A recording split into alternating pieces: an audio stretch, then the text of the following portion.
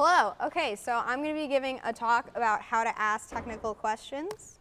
I have a little agenda here. I'm not a big fan of agendas for presentations, but in like the corporate world, you're always supposed to have one. It's sort of like how movie trailers these days show the entire frickin' movie in like the whole 2 minutes. People really like to know what's going on within your presentation so that they stay till the end. I don't know. But yeah, I'm just going to do an about me, the inspiration for this talk, because it's really just stolen, importance of questions and why I'm giving the talk, and then I'll go through a couple examples, and then I'll give you a cheat sheet at the end. So it should be fun. Should be a good time. I also am starving, just full disclosure, so if I do stutter or something, I'm ready for that barbecue. Yeah, so more about me, because I know you guys are really like confused about who's up here talking. You did hear my intro twice, but I was class clown in high school, fun fact. I made the painting in the CSEC lab that's up there, so that's pretty cool. I have blue team, red team, black team, white team, as you already know, so if you are curious, I was on the blue team that won all the eggs at UV. Egg. So we love the egg.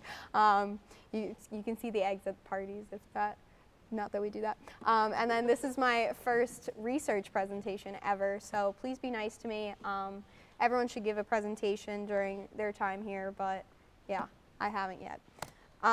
So inspiration for this talk, I went to the Women in Cybersecurity conference, which I try to go to every year. Last year it was in Pittsburgh. The year before that was in Chicago. And in Pittsburgh, someone named Gabby Raymond, who works at MITRE, which I also work at, gave a quick 5-minute talk that is exactly what you're about to hear. And she stole all of her information from the article linked below. So when the slides go on the wiki later, right, Ian, you can like click that link. Oh my God, it's already on the wiki, so if you want to go read that article because you don't want to hear me talk, go for it. Go for it. We'll see. So yeah, Gabby is actually the mentor to my mentor, so it's kind of a cool thing that I am now plagiarizing her talk. Thank you, Gabby. So why this is important. Presenting is a two-way thing. Presenting is really fun. It's really important. You're all going to have to do it in your life at some point, so if you want a safe environment to try it out, come to RIT-Sec, give it a try. If you don't sign up, I'm just going to keep giving them on random topics like this, so please sign up so you don't have to hear me talk every week. It's also like kind of exhausting. So yeah, but if you've ever been to a presentation, this happens a lot when companies come, you will sit through it, maybe you're not entertained, I don't know, maybe they went over your head and nothing made sense, and then you get to the end and they're like, any questions? And then it's silent. And like when it's a company or a sponsor especially, that's really bad because they're there to like get that interaction.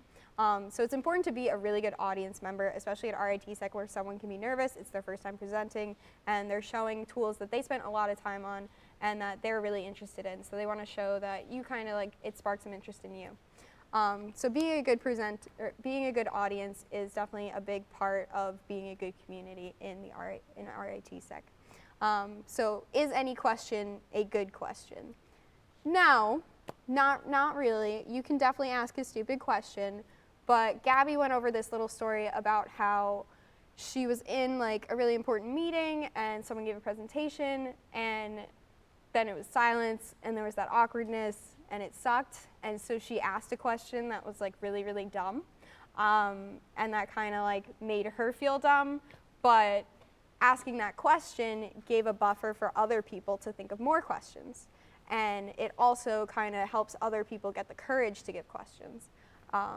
So that's a really important thing. So even if you can't think of something good, think of anything. And these are, the next few slides will go over stuff that you can always have ready for any presentation you go to, especially a technical one.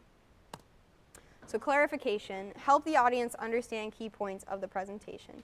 Can you clarify what you meant by, and then refer to something in the slide? Maybe you don't care, that's fine, but it gives other people time to think of better questions.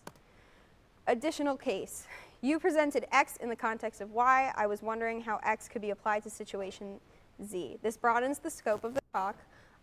So this could be applied to a tool. You presented this tool in the context of pen testing, I was wondering how the same tool could be applied to a defensive situation. Comparison. You apply X to situation Z. I was wondering why you value approach X over approach Z. Why did you use Cobalt Strike instead of Metasploit? Maybe it was a red teaming thing instead of a pen testing thing. Inconsistency. If you've ever been to ShmooCon, they give you a very long talk about why ShmooCon was founded.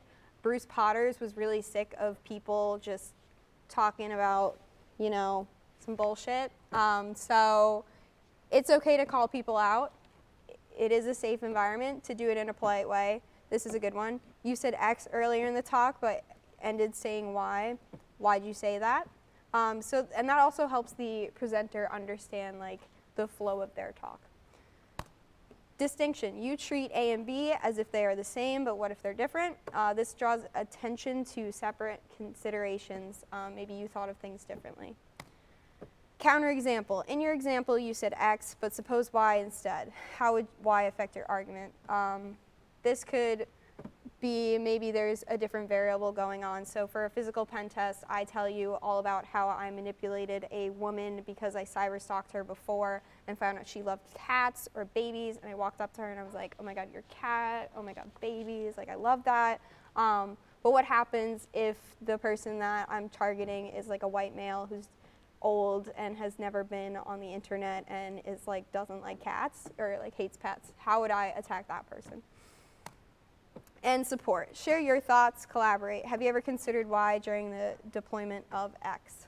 This is a good way to collaborate with projects. That's really important. When you present a tool, a lot of times we want other people to hop on your research and work together. Security through community again. And here's a little cheat sheet of a couple things that you could always ask no matter what. You don't need to know anything. You don't even need to watch the presentation. You can just say, what is the key idea behind this research? How can I get started on something like this? How could lessons from this talk be applied to, etc.? And what is the future of this work?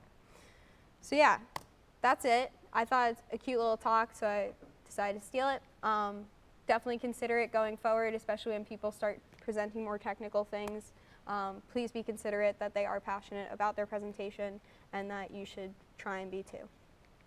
That's it.